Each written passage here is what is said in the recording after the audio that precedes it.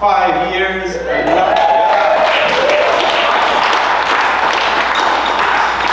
There were a few before me, and I would like to welcome you to this, what can I say, that feeling that I'm experiencing right now of joy and happiness and contentment. I'd like to welcome you to that feeling and to invite yourselves deeper into it as we take a moment to celebrate 25 years of this little shul that could, and particularly the two women who founded the shul, Holly and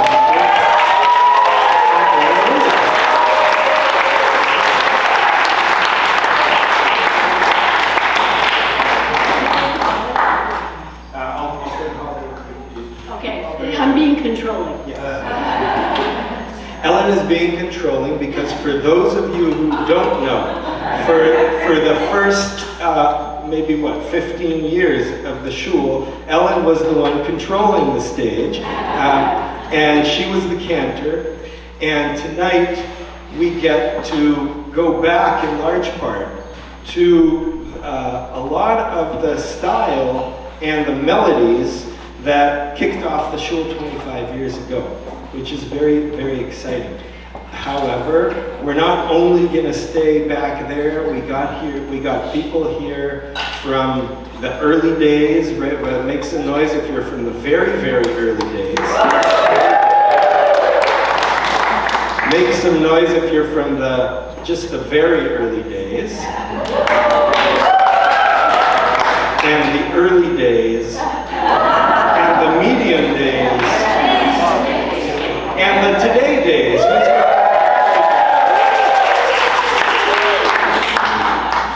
So we're going to blend some musical styles as well, just to make sure everybody knows everybody else. Over there is Jonathan Gutfeld, that's our musical director, and Dana Perez, Daphne Wall. That's just Ellen over there. And Levi on the drums. And we have Levi on the sound. And Levi on the sound.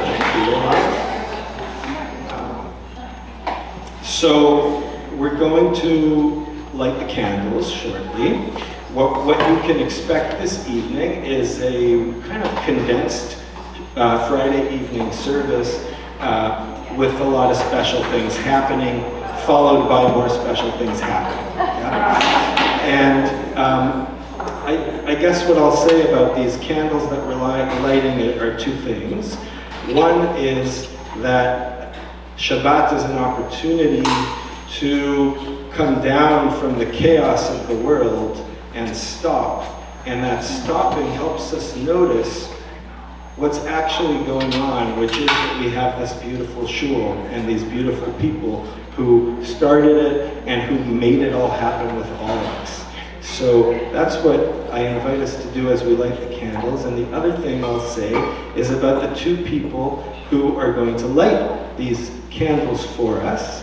And these two are, they don't for some reason get the title of founders, but we do know that without them, the founders would kind of be nowhere to be found, because they live with them and hold them, and not only that, they're also defining important members of the shul who really held up the shul for all these years. So it is my great pleasure to invite Nancy and Danielle to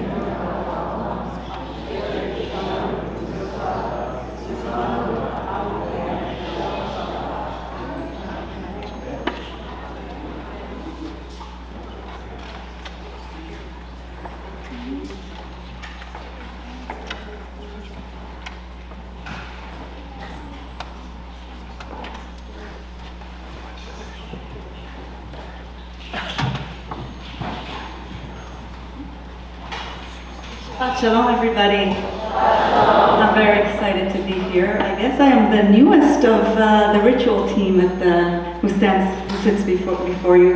My name is Daphne, and I'm just thrilled to be here celebrating with you the 25 years of the new shul. We're going to sing a new song, Shir Chadash, Shiru LaAdonai, Shir Chadash. We say that we want to celebrate every week as if it's a new song, but we do get the text and we do get some melodies. So how do we make it new? That seems to be what the new shul was all about and is all about. How do we make a song new to us and feel that it is authentic and exciting every time? So let's try something new. I'm going to start asking you. We were leaning in. There's no warming up. Yeah?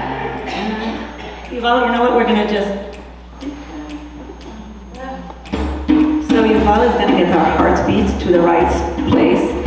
You can close your eyes. You can take the breath in. Now we need to add a drone. We're really honoring the beginning of the sound of the new shul from the beginning that was based on voices and percussion. So if you want to add a drone, you can add the drone. It goes like this.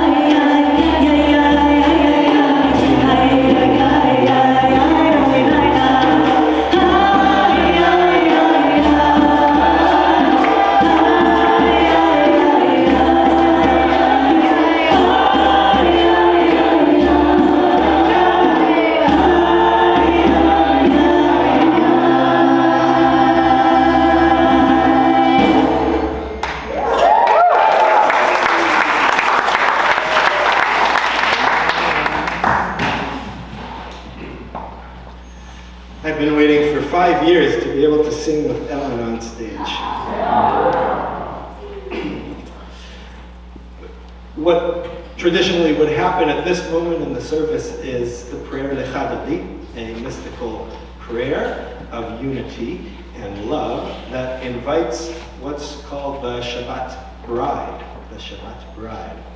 But we actually have two brides in the house this evening.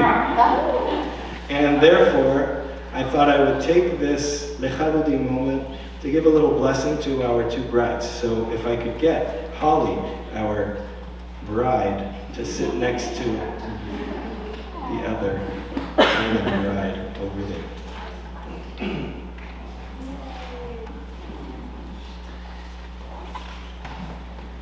So I considered a whole bunch of different approaches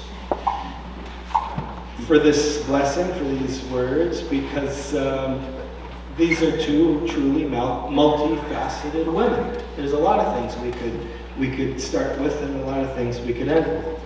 So I think most people in this room know about Holly and Ellen's artistic talents, the Grammys they've won, and their songwriting and playwriting and acting and art and many other talents. Actually, the first time I met Ellen was 20 years ago over on First Avenue at Theater for the New City when after a play of mine, she came out onto the stage and talked to me and then continued to help me rework my one actually successful play to date.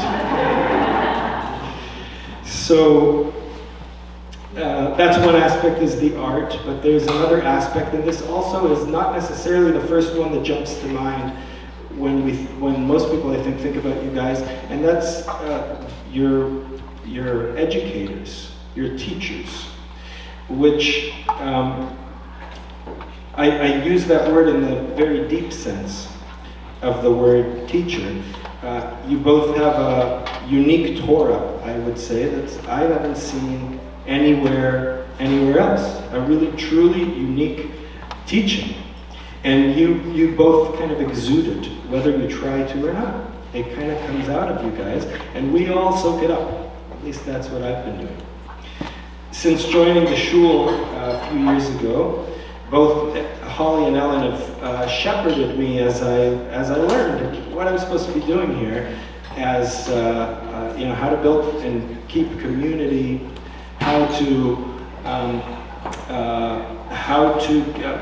change and develop rituals and keep them alive, how to do the Nushul, which is a unique thing. So I just want to say I'm deeply grateful for the guidance and the love and the patience and the conversations, and also for the openness and collaborative spirit that you brought to your guidance towards me. So thank you.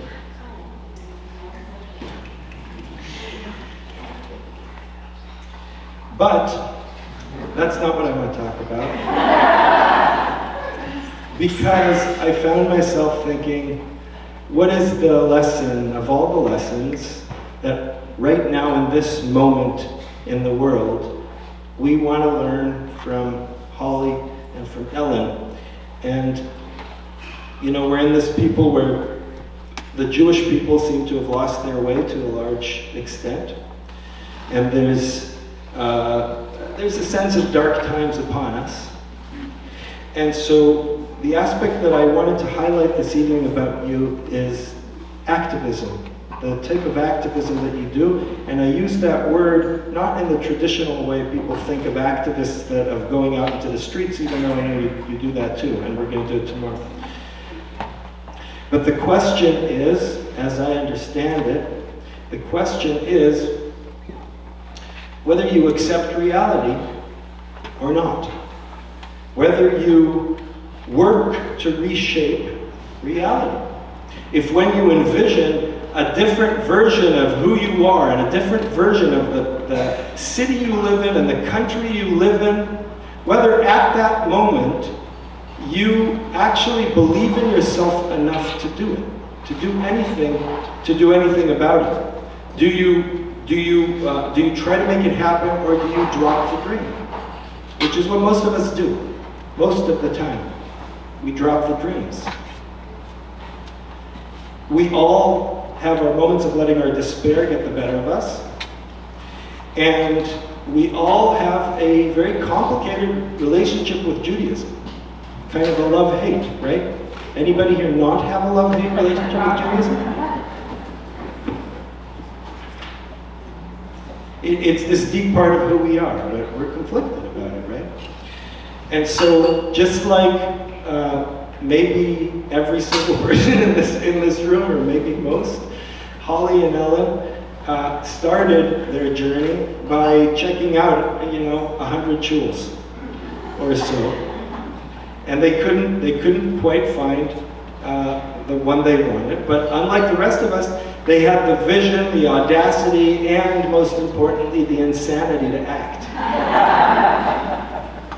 A person can be brilliant and artistic and creative and resourceful, which both of them are, but without this spark of faith or wonder, you can't really make things happen in that way. To imagine and create a space that's ritualistically different, artistically satisfying, intellectually stimulating, and politically a home. And that place is a shul. That's the dream. And then beyond that dream is one other element, which is for it to be actually a community that you want to be a part of, to be with the people that are there around you. Yeah? It's a home for creative Jewish and non-necessarily Jewish New Yorkers, a Greenwich Village community that truly reflects the vibes and liveliness of the village. Those things might exist in a theater, or in a nightclub, or in a music venue for one night. But for them to exist for 25 years in a shul, that's something else. So what we're celebrating here today are two women who gave us a homeless spot in the world to believe in. They taught us the action of hope and faith. They taught and continue to teach us how to live in the present with the past holding us up instead of holding us back. One of my favorite teachings, Holly, that you gave me is that the shul was created as a place that is to remain ever evolving, never to stay the same. That is the deep meaning of what the Torah says when it says, I place in front of you today life and death, so choose life. Choose to be in the only place that really exists. Not the place where your parents lived, and not the place of your anxiety, and not the place of some fantasy of your future, but right here, rooted in the shifting, uncertain landscape of the present, which is really the only place that holds the key to real experiences that don't escape the present but transcend it. Jews don't believe in forgetting about the world. We believe in celebrating no matter what else is going on in the world, because the celebration and the joy is what helps us remember what is actually going on.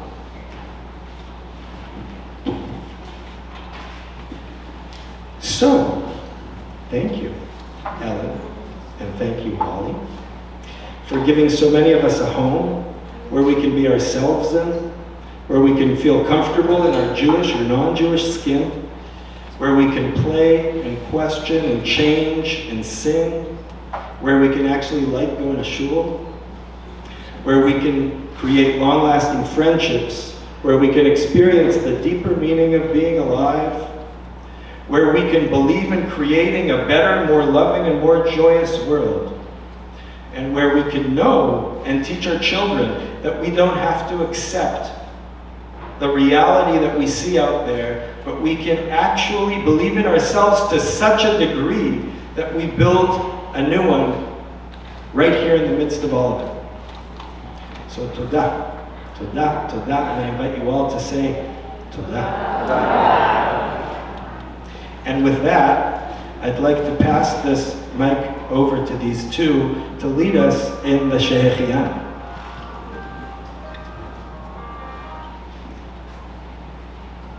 Baruch atah Adonai Eloheinu melech haolam, shehachianu v'kiyamanu v'hidyanu b'zman hazeh.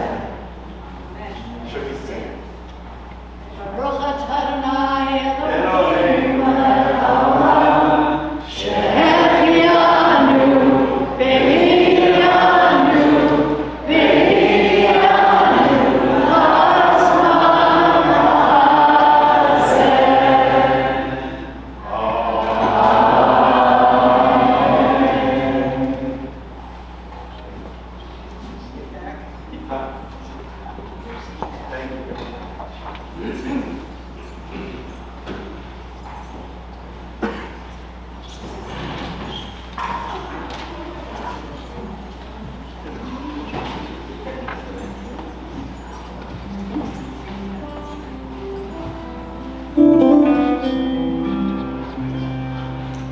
So during the pandemic, I wrote a new melody for the Shema Yisrael, for the shul.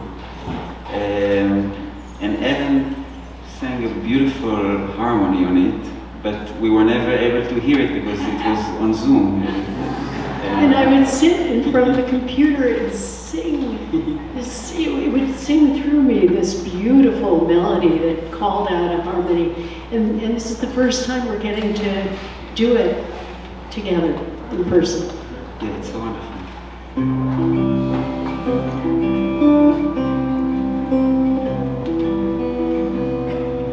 Shema Yisrael,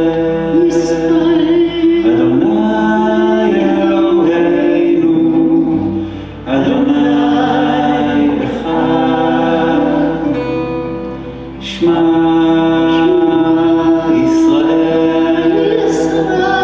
Adonai Eloheinu, Adonai Echad. Shema Yisrael, Adonai Eloheinu, Adonai Echad. Shema Yisrael, Adonai Eloheinu, Adonai Echad.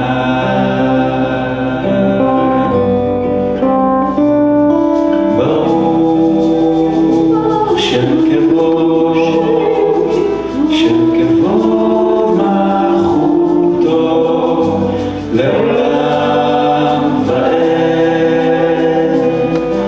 ברוך שם כבוד, שם כבוד מלכותו, לעולם ועד. שמע ישראל, אדוני אלוהינו, אדוני אחד. שמע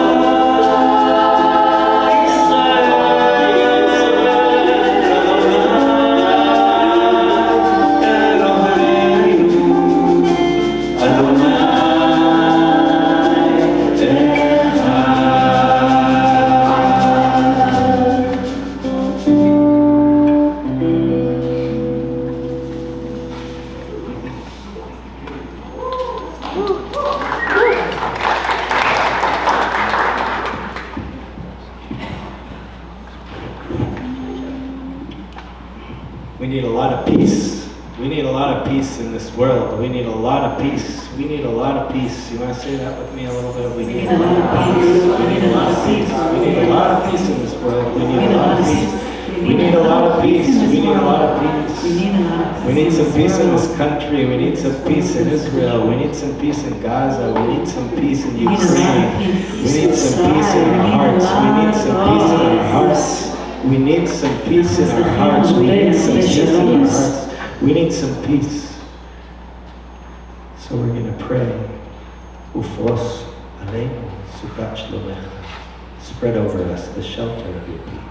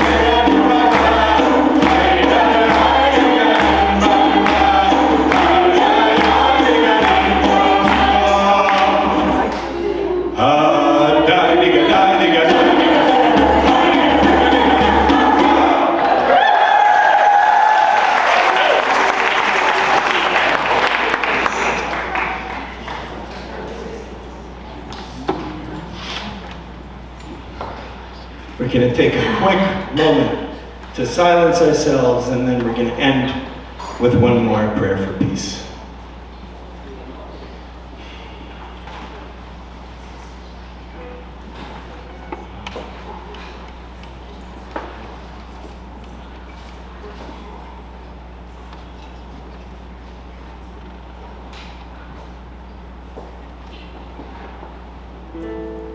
עושה שלום במרומיו,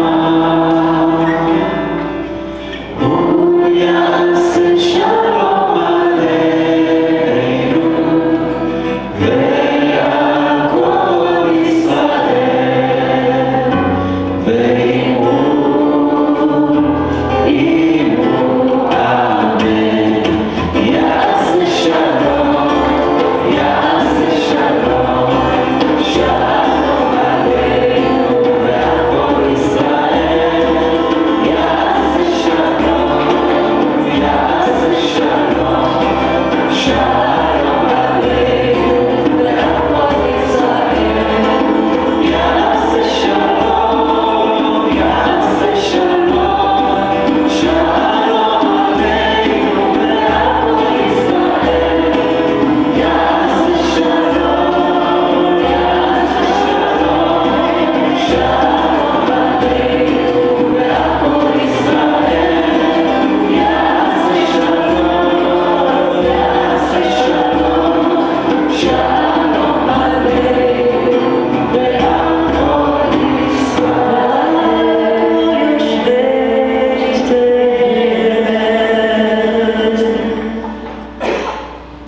Amen. We have a special secret guest speaker who I'm going to invite up now. If you really need a glass of wine, this is your moment to run and get it. Otherwise, please welcome Haley Guanter to say a few words.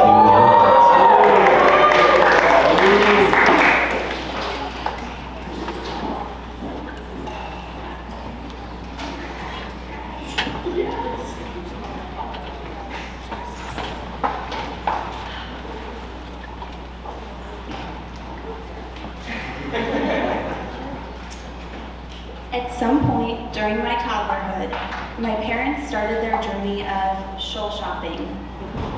They hopped around all of the synagogues within a reasonable traveling distance from our home in Greenwich Village in search of something that felt right for our little threesome.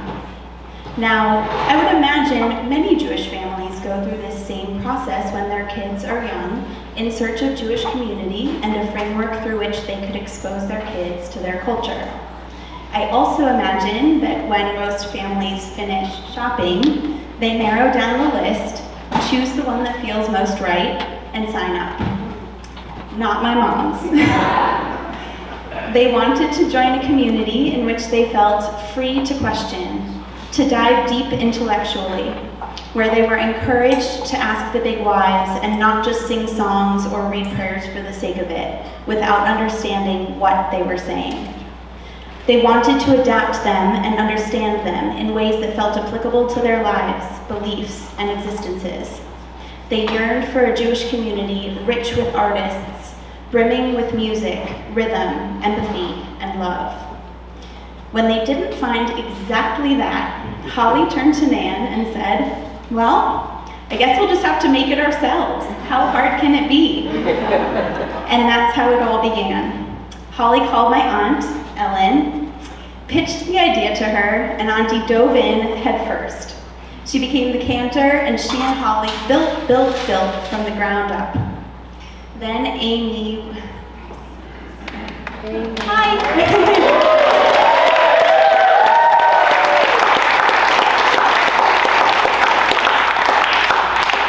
Then Amy joined the team, then Niles, then our whole world whirred around this new project that was coming to life. The swirl of magic that they created in the new shul took on centripetal force, drawing in artists and healers and musicians and thinkers and boundless creativity.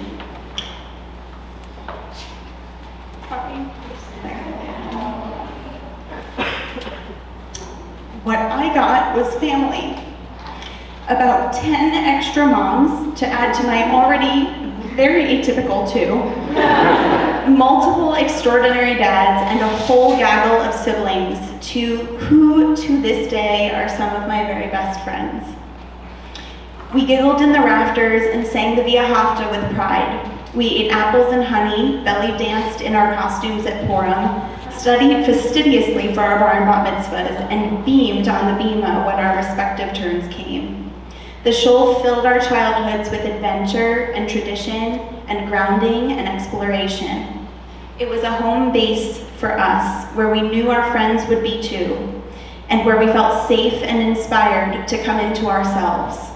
This community encouraged us to be free to be who we were and fostered our creativity. It is no wonder that none of us took conventional paths when we grew up. We are now chefs and painters and designers and writers and journalists and activists and educators and scientists and dancers.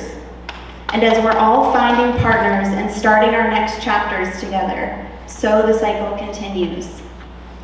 I don't know where I would be without this community, but I am so grateful that I never have to find out. And despite all of my 5-year-old whining and complaining, vying for attention as my new sibling, the new shul, hogged all the time, I just want to say to you guys, you were, it's hard, I can't look at you both. You were right. Thank you for following your vision and seeing it through, because it changed our lives for the better forever. And the legacy of it all is felt by every person in this room. Look how it grew. Look what it became. And it's all thanks to you and this daydream that you ran with fearlessly until it took flight. What a beautiful lesson and what a gift to me and to all of us. I love you both so much.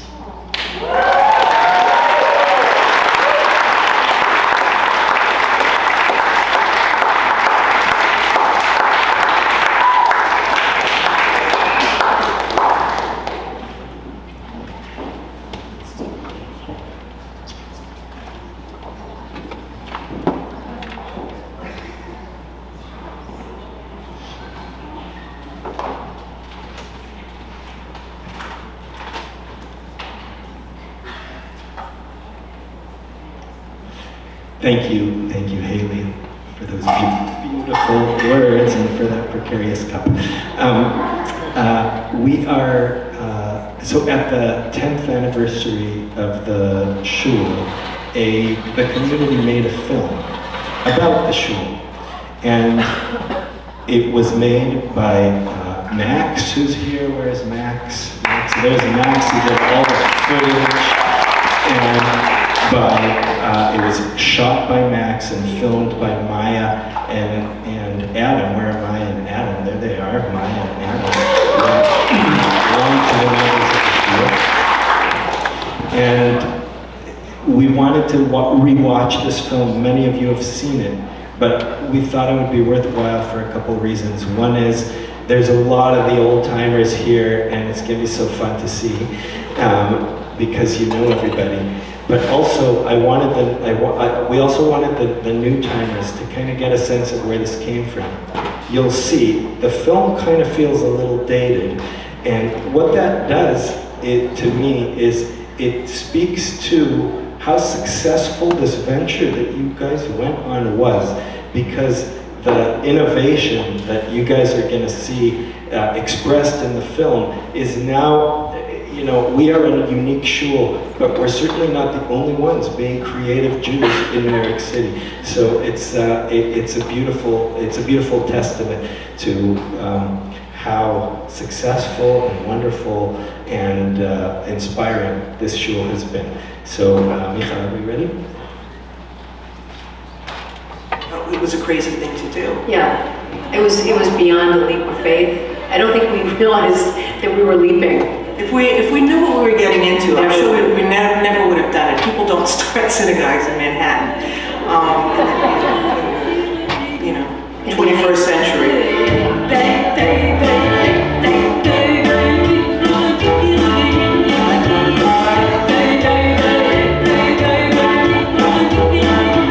The home base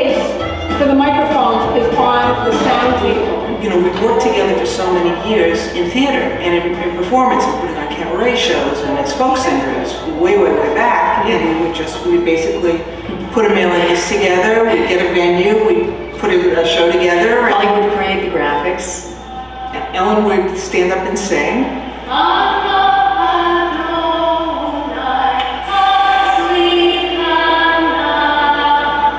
I had a 4-year-old and thought that she should go to Hebrew school, and when we started looking around for a synagogue, we couldn't find anything that really made sense. So I just casually said to Ellen, how hard do you think it would be to start something? And she said, I don't know, maybe we could do that. That could be really cool. We could make it the way we would want it, and we could get artists and musicians, and maybe we could create something really great. And the name, in a way, coalesced all of our dreams. We wanted something that was radical, but radical means back to the roots, so it had to be very old and very new. We came up, I don't even remember how, with the new show. And that just crystallized it. How do you say kismet in Hebrew?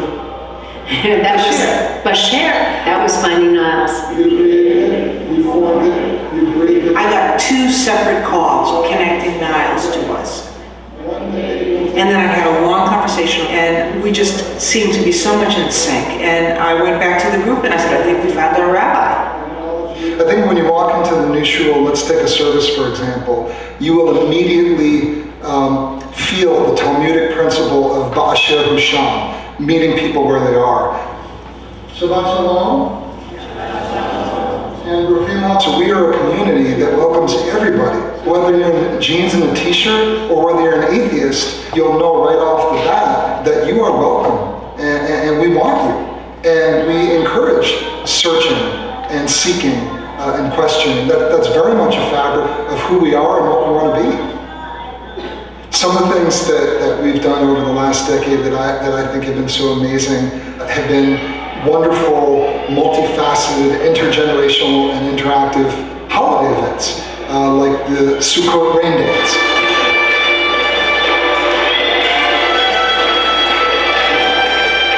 We used the entire community, from our littlest kids to our oldest members. Everybody was a part of it, and it was magical. I mean, we turned it basically into environmental theater. Yeah. And the rain dance became, I think, a very sort of defining event at the beginning of the new show. People walked into The ancient temple. And the experience that our ancestors experienced thousands of years ago, that we did in a way that I don't think anybody else has done since the original time.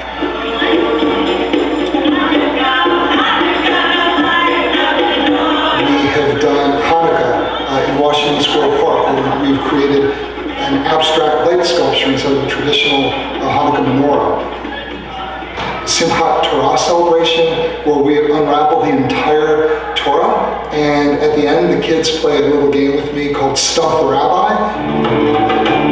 We have had Purim extravaganzas, where people dress in drag, where I, as a black belt, play Haman and stage a choreographed fight scene before I get killed at the end of the story.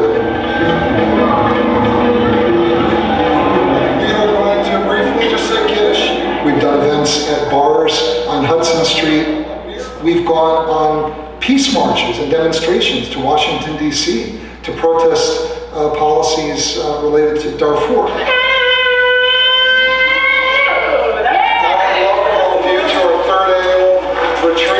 We have worshipped in nature on mountaintops in Connecticut during retreats.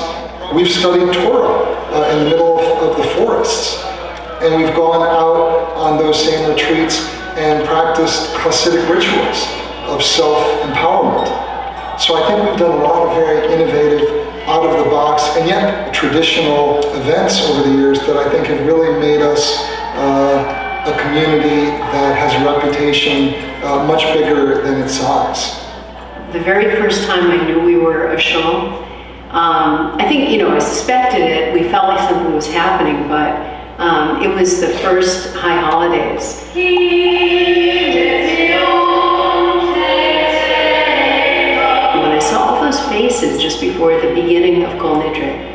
faces are just indescribable.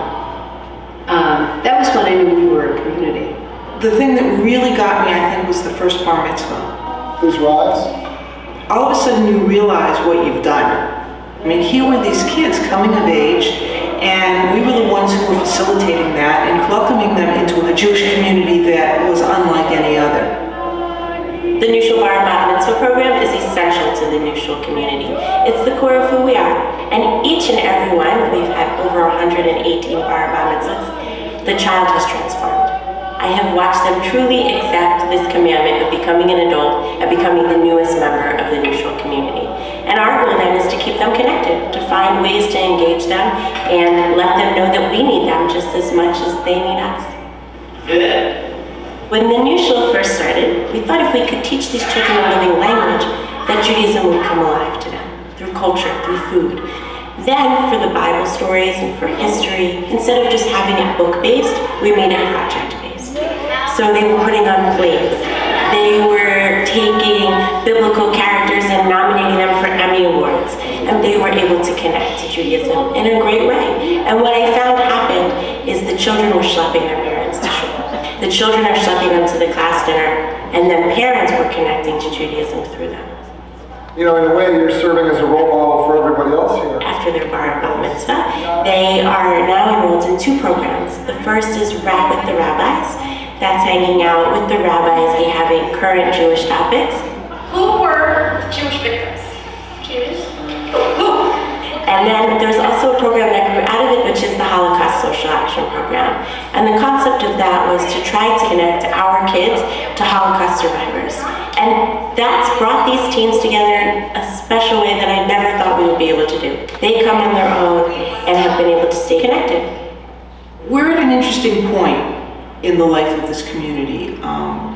It's 10 years, and we've certainly become something very real, as opposed to something very dreamlike. It's just what I would have said. Of course. So I think that the original vision of this was that it would be a really living, breathing community that evolved and changed as we evolved and changed, and that it would reflect the people who were the members of the community. And so what that really requires of us is that we constantly keep on reevaluating, reassessing, and reimagining what we want to be going forward. And it's a tall order.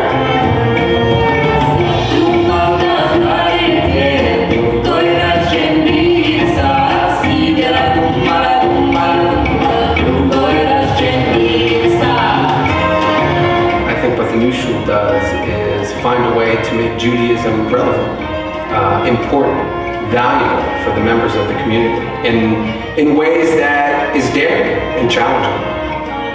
It is a community that wants to find a real sense of what our faith is, what our tradition is, and who God is.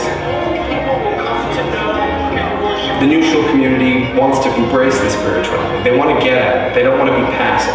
And it's that active Judaism that I think is going to be the source of the innovation to come.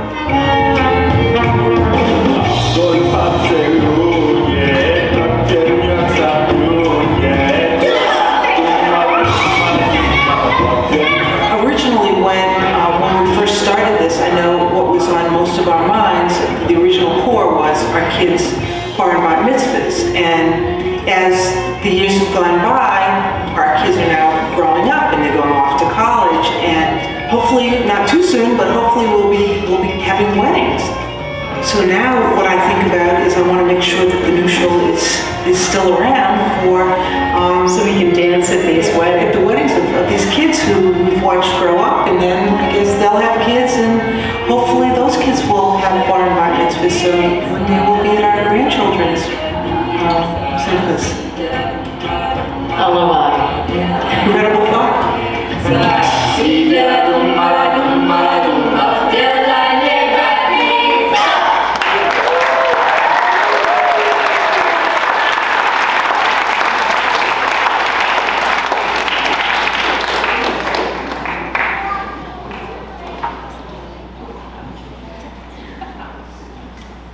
Ellen Gould and Holly Gould.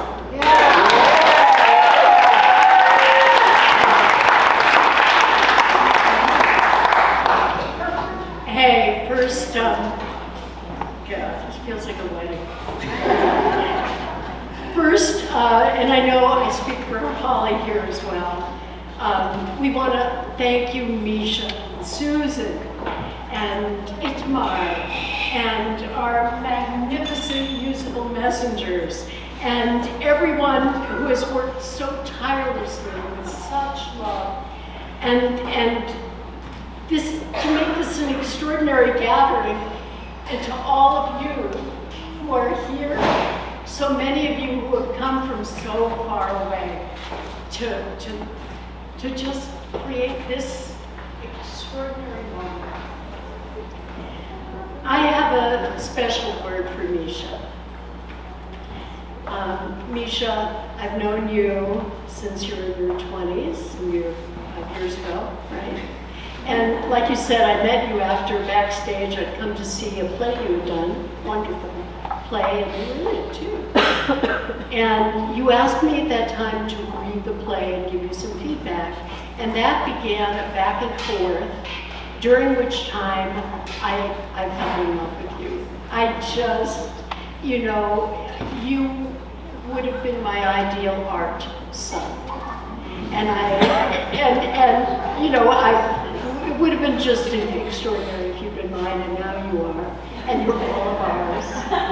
And your extraordinary soul, your chesed, your kindness, your creativity, this absolute moral center of yours, and the light that you bring us, that makes every single one of us want to add our light to yours.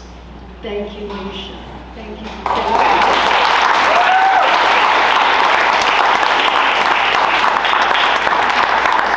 I know Holly feels the same way, so yeah. She's telling you.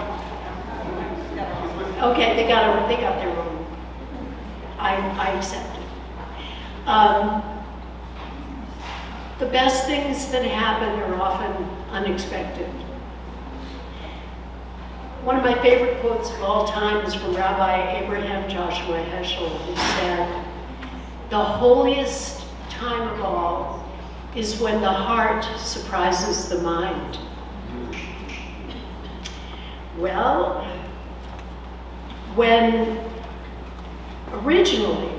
Holly came to me with the idea of the new show, it was through the mind that I was engaged in this experiment, and I thought, wow, you know, how great to be able to explore religious ritual and see if maybe we could make it as exciting, as transformative as theater when it's good.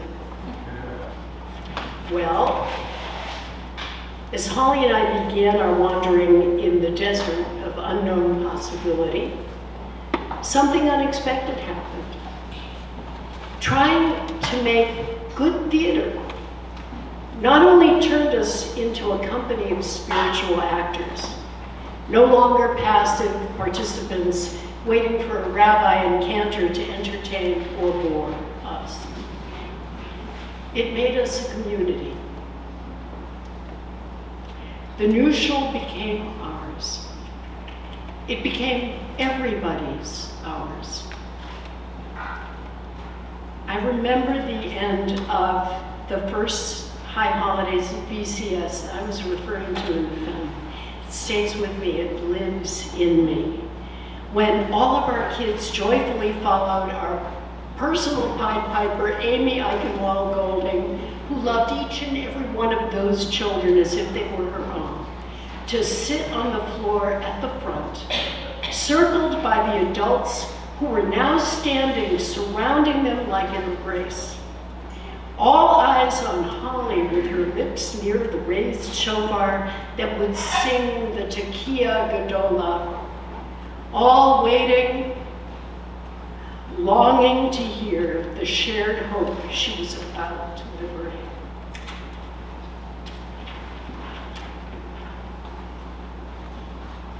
As her long Tekiah Gedolah rang out, and it was always and is always a long Tekiah Gedolah, I felt I was Sinai. I feel that every year. I feel blessed. I am blessed.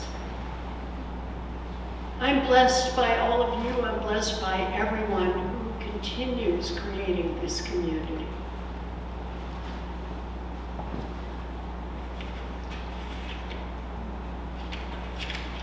May the long sound of our nushal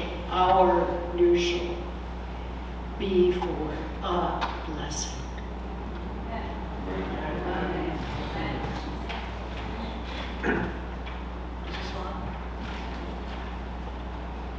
So I have so many things that I was going over in my mind of, that I wanted to say, and of course we don't have time for all of them. So I thought that really what I most wanted to say, and first of all, we branded this the, Nushal, Jubilee, Founders Shabbat, whatever. We are all founders of the Nushal. I had an idea, Ellen jumped immediately into it, Nancy and Danielle jumped into it very quickly, a bunch of other people jumped into it, and we founded it, and founded it, and founded it, and founded it, and we're still finding it.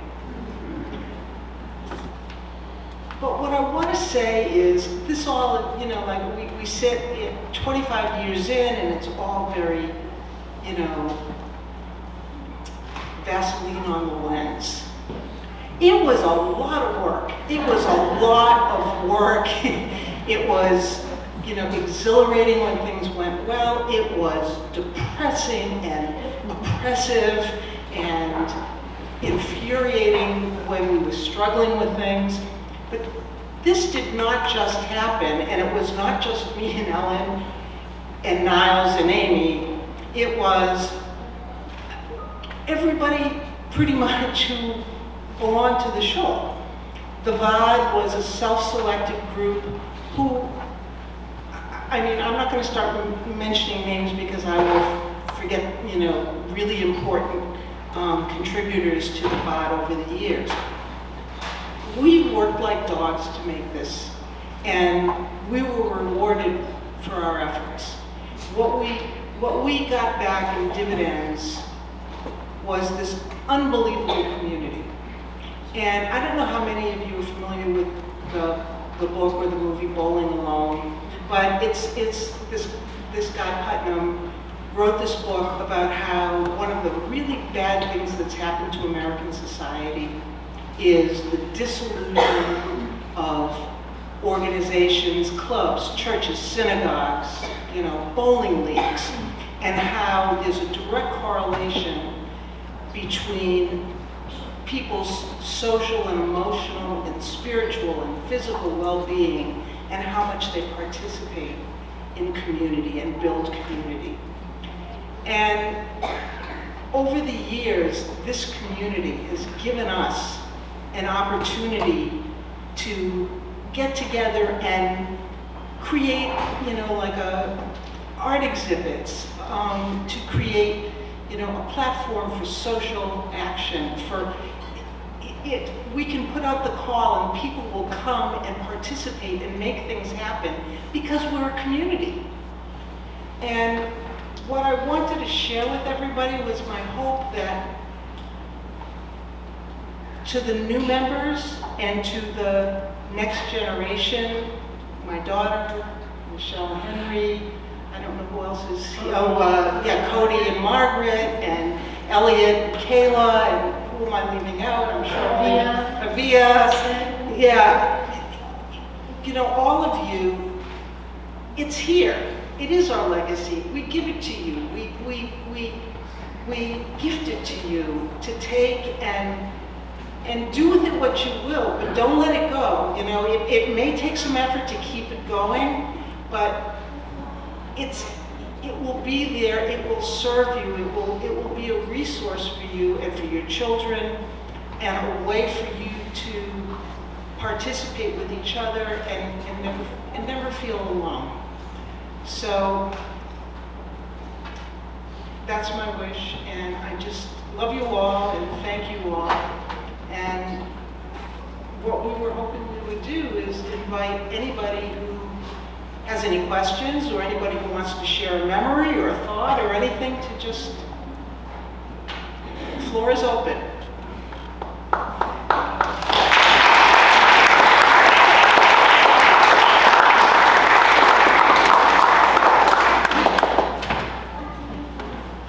Anybody? Come on, Janice.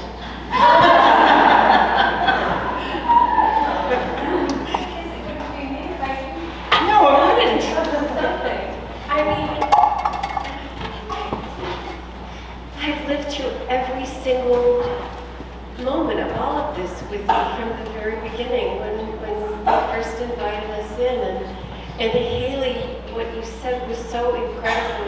You brought it all back. And how will I ever forget when you would roll your eyes when you were, when there was too much to cope with.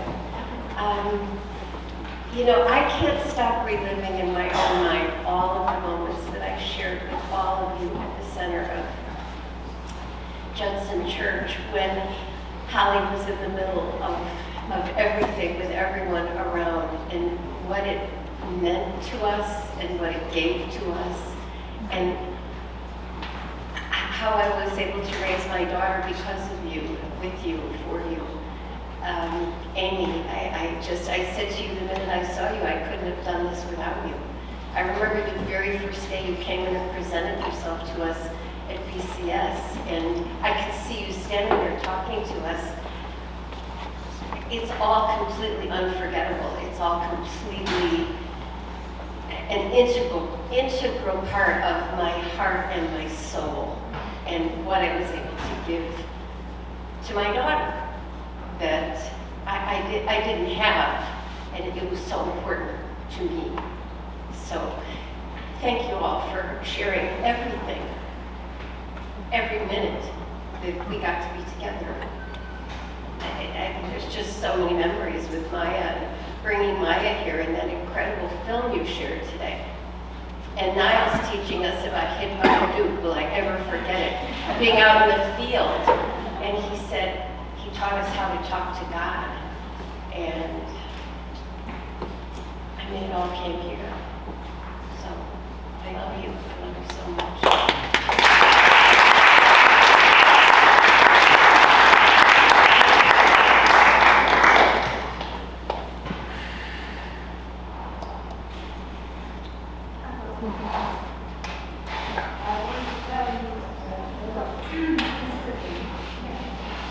Oh, well, this is Renee. Yes. We moved in 1997, I think it was, to the building where we lived. And my husband happened to meet Ellen in the elevator.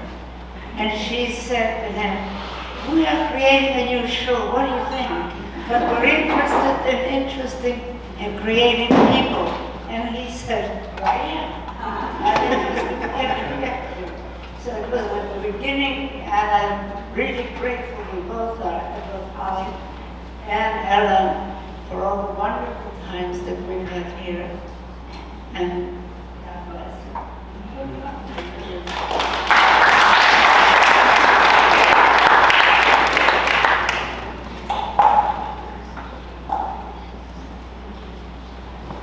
I was shopping.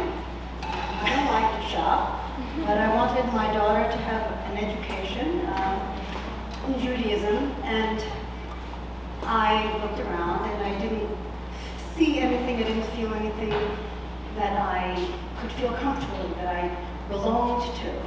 And Susan Berger, whose daughter went to school with my daughter, recommended the new shul, and before I came to the new shul to look, I was in a session with a psychiatrist who was helping me grieve over the loss of my brother and the reality of my husband needing a liver transplant or he would die. And he asked me, after some time, what about community? And I said, oh, what about your faith? I said, I don't have any, but I'm looking for some. And so I came to the new shul because of Susan, and it was right. It was really right in every way. And I'm a retired early childhood educator, and some people say I'm an artist. I don't say that, but thanks to Amy, it was real. And it was genuine, and it was valuable, and it continues to be, even though I'm not a member anymore, but I will be. Thank you, Alicia. I will be. Yeah. Really? Thank you, everybody.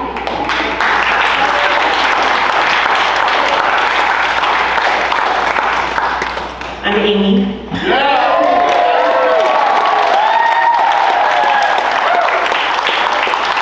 I was 23 years old, and I heard about this thing happening downtown. I lived uptown, and they said it's called the New Shul. And I walked in for an interview in a therapist's office. Everybody was in all black, and I was in bright blue, green, and yellow. And they said, "Are you from California?" I said, "No, but the outfit is." And I sat down and I started to talk to them. And when I walked out, I had heard words I had never heard before. I called my brother. I said, "They're anti-institutional, non-denominational, unaffiliated. I don't know what that means." I invited my brother to the first Shabbat. It was Friday night. 60 kids showed up. Everybody sang. Everyone participated. The caterer was a member. We all set the chairs up. I think we sat in these chairs years later. And I walked out and I said to my brother, "I know what it means. It means community." I, like Haley, had gotten a new family. I cut my hair short because I was 23 and was their educator, but I also was parent and had parents. They were my moms too. And I grew up with all of you. And I see the impact that we had. And I don't know if I knew we would be here 25 years later. It was a wish. And mazel tov to all of us for reaching this day.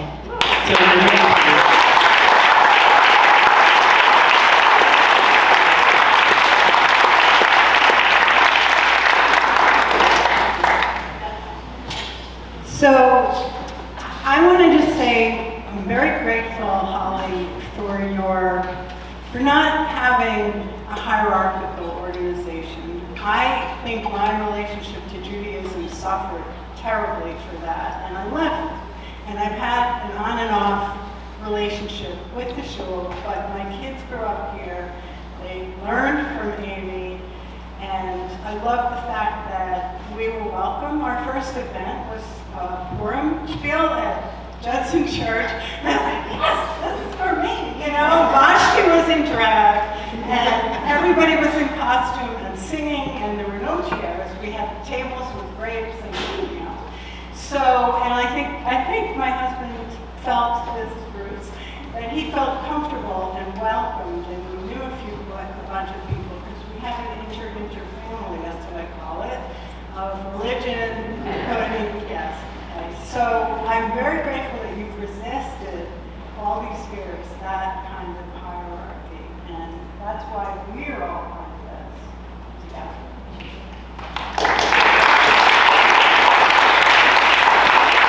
Thank you. Thank you to everybody who spoke. I know everybody's got a million more things to say, but let's say them as we drink in just a minute and eat.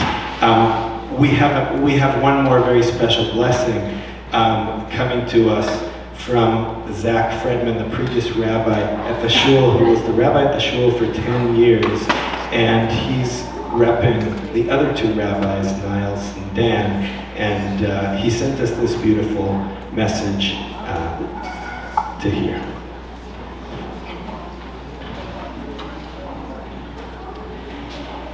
It was a crazy thing to do. Yeah, it was beyond a leap of faith. I don't think we realized it was a crazy thing to do. To all my friends at the New Shul, I'm sad to miss you guys tonight. Congratulations on 25 years. I look back at all the years at the New Shul together with great joy, and we made such beautiful music and ceremonies and friendships and celebrations and sorrows. So thank you to everyone who took part in making community over those years, and I hope the vision of the new shul is clear and strong, because it's a profound commitment to the Jewish world that we need, of justice and vibrancy and compassion for all people. So thank you for being you. I miss you. Here's a Rumi poem on your 25th anniversary. Today, like every other day, we wake up empty and frightened. Don't open the door to the study and begin reading. Take down a musical instrument. Let the beauty we love be what we do. There are hundreds of ways to kneel and kiss the ground. Go make magic everywhere.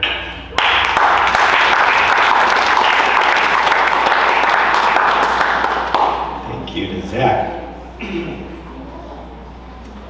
So we have a couple more people to hear from before we close, before we sing a closing number and go eat.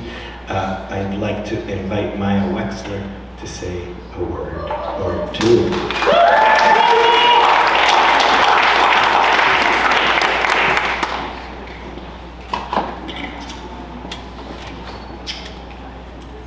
It's an honor to say anything tonight.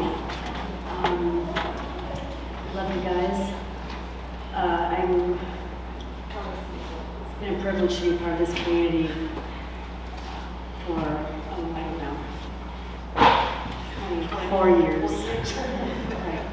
And about 20 years ago, soon after we took an amazing trip to Israel with so many of you here, Ellen called me up and asked me if I would head a social action committee. And I said yes, because we all said yes when we were called. It was a privilege to be called. So over the years we've done some things, and we're going to continue to do things. And so I'm up here now to tell you that tomorrow, I'm sure you all know, there is a National Day of Action, finally, across the country. And there's over 1,000 gatherings across the country, and one is at Bryant Park. The theme of this nationwide protest is hands off, and we are going to gather together with shul members, and I would like anybody who hasn't answered the call, if you want the information, the Bryant Park protest is from 1 to 3. We're meeting at 12:30, 12:45 at 41st and 6th. I'll give you all the details. There's flyers over there. I had the honor with Sylvia Stein and with Holly to create some messaging and posters, and we will have those there for everybody. We're very excited. And essentially the message is stand up, show up, fight back. We can all do something, and I think that's what we're all being called to do. And it's very, very shul-like, and it just solidifies this theme tonight of community. And it's so great when Holly said, you know, we just have to put the call out so we can be active together and put the call out and be together. So that's really an honor. So please ask me about it if you are curious. And then I am going to hand the mic off to someone who is one of the most special people I know.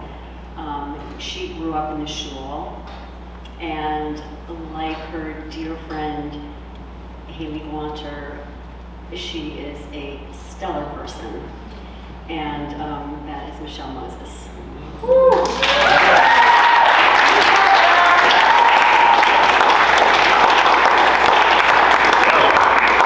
Okay, I'm so happy to be up here in front of all of you. It is quite surreal to look out at so many faces who I have known since I was 8 years old, 7 years old, and people who have known me just as long. So when Maya asked me to say something tonight, I was not only honored because I'm so thrilled to be celebrating Holly and Ellen, two people I love so much in this community that really, really raised me. And I thought I would talk about the neutral from a child's point of view, because I have that point of view, and I have you know, the child's vantage point of all of those holidays and celebrations and moments that we shared. Discovering the world as a place full of magic and creativity and imagination and song that could reinvent and recreate all of the traditions and the heritage that we come from. And I want to say that those are some of my very fondest childhood memories, and I feel so lucky about that. But just being here tonight and hearing everything that everyone has had to say about the neutral has really made me shift to a different vantage point, which is the vantage point of an adult, and to appreciate how much effort and commitment and labor and just solidity went into making this community exist. Because to me, from my child's point of view, it was the most constant thing in the world. It was the background against which I could develop and grow up, and I am so grateful for that. But because I feel that way, and because I want the next generation of children growing up in the synagogue to feel that way, I want to tell you all about a fund that is being created to keep the next 25 years of the New Shul as vibrant as the last. So I have this all written down so I get the details right, because I think that this is so important. So the fund is called the Holly Mowater and Ellen Gould Founders Fund. And as Holly made a point to remind us all, we are all founders. We are all founding this community every day and every time we show up. And I want to ask you all to make a donation to ensure that what Holly and Ellen built and what we have all built here together will have a very, very long life of reinventing rituals, of connecting with our artistic lives, our creative lives, our moral lives, and our community. And so if you are interested in making a donation, there are a couple of ways that you can do that. There is a Founders Fund card, and you can scan the QR code that I think is going around. Or you can go to the New Shul's website and click donate. So also, this is just so completely surreal because I've been to hundreds of New Shul Shabbat services and always saw someone come up and give an announcement. So to be stepping into the role of an adult in this community and a participant in this community and speaking to you from here is beautiful. So thank you very much, and thank you for being here to celebrate these people who we adore.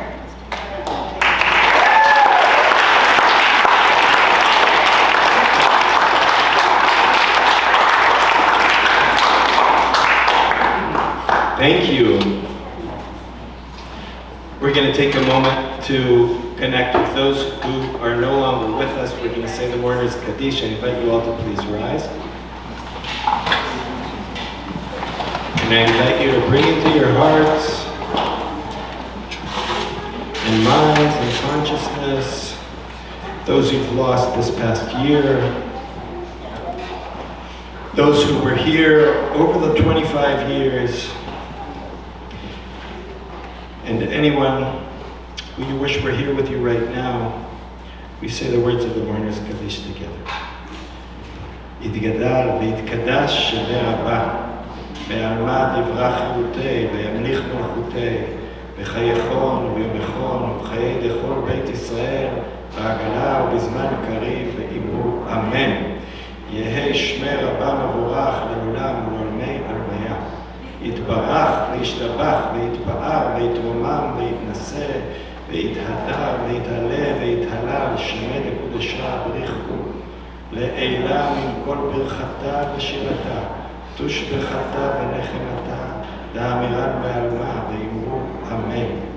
יהא שלמה רבה מן שמיה וחיים עלינו ועל כל ישראל ואמרו אמן. עושה שלום במרומה, היא תעשה שלום עלינו ועל כל ישראל ועל כל יושבי תבל ואמרו אמן. Please be seated. We're going to sing one more song. Did I see Liron in the house? Was I imagining that, or is Liron here? Liron, are you here? Is Liron here? I thought thought I saw Liran for a second. Maybe I didn't. But we do have Baba. Baba, you want to join us for this one? We're going to add some more percussion to our prayer. We're going to end with Shalom Aleichem, and a favorite melody in the new shul. And I say our beat makers can start us off.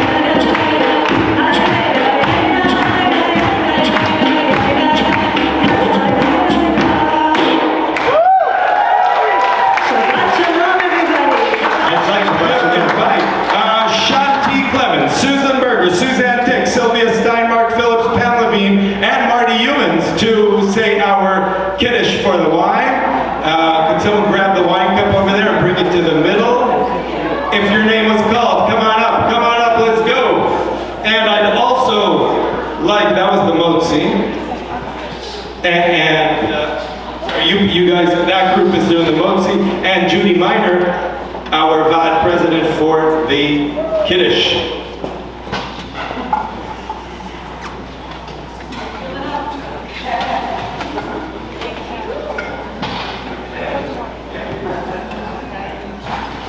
It's a special honor because I feel that I really get the party started here in celebration of Ellen and I. Baruch Adonai Eloheinu melech haolam, borei peri haolam. Amen. Go team.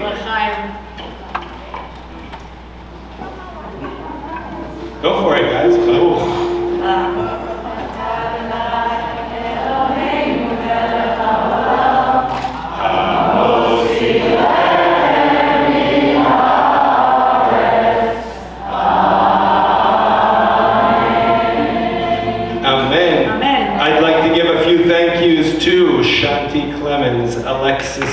Carlson, Maya Wexler, Judy Miner, Pam Levine, who did these beautiful setups over here, Susan Berger, Sylvia Stein, Linda Kahn, Allison Schlanger, Ed Hernstadt, Jonathan Gutfeld, Daphna Mo, Yuval Leon, Itamar Dodan Katz, Michal Orowanya, Chloe Shapiro, and of course, Susan Myers.